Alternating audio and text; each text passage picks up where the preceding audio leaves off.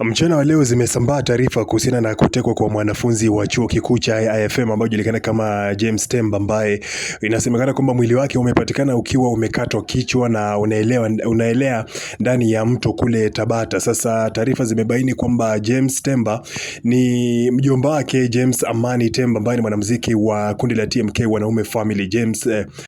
Mheshimiwa Temba. Sasa Temba bana aliweza kudhibitisha taarifa hizi baada ya kuweza kushare baadhi ya picha ambazo alikuwa amepiga na huyu James Temba, na kupitia Instagram yake alikuwa ameandika caption kusema kwamba rest in peace my uncle James Temba, umeondoka bado mdogo, umekufanyia kitendo cha kikatili cha kukatisha maisha yako na kukata kichwa chako na kuondoka nacho, ila kwa kuwa Mungu yupo hakika atatenda miujiza. Hiyo ndio caption ambayo alikuwa ameiandika Mheshimiwa Temba kupitia Instagram yake. Lakini pia kuna hisia tofauti ambazo zimeweza kutolewa kuhusiana na mwanafunzi huyu wa IFM ambaye kichwa chake hakijapatikana. Mwili umepatikana, kiwiliwili kimepatikana bila kichwa, na ningekuwekea video hapa, lakini kutokana na community guidelines za YouTube sitakuwa na uwezo wa kuweza kuwekea video hii hapa, japokuwa ni video ambayo inasambaa kwenye mitandao ya kijamii. Lakini pia kuna baadhi ya wanaharakati ambao wameingilia swala hili kulizungumzia, na mmoja kati yao ni mwanachama wa chama cha Chadema ambaye pia ni mwanaharakati, na mzungumzia Hilda Newton, ambaye ameonyesha kwanza sikitiko lake, lakini pia ametumia hii kama njia ya kuweza kuwakumbusha wasanii namna ambavyo walikuwa wakisupport serikali ya Samia Suluhu Hassan kwenye kampeni za mwaka jana kabla ya uchaguzi wa Oktoba 29. Sasa Hilda Newton bana alikuwa ameandika caption ndefu kuhusiana na namna ambavyo wasanii walikuwa wakisupport serikali hii, ambayo kwake yeye anahisi kwamba ni serikali ambayo ilikuwa ikihusika na masuala ya utekaji, lakini wasanii waliamua kuisupport kivote vile.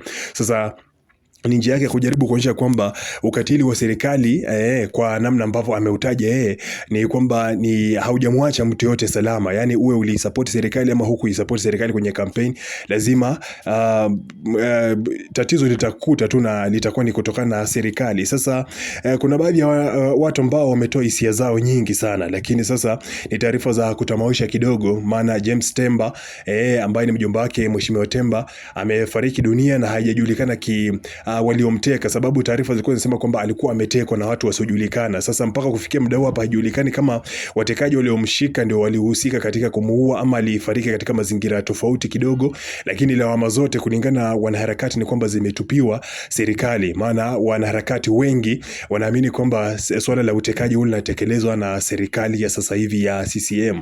Sasa kwao wanaamini kabisa kwamba ni serikali imemhusika kumuua James Temba. Lakini pia wewe unaweza kuwa na maoni yako tofauti kuhusiana na hili.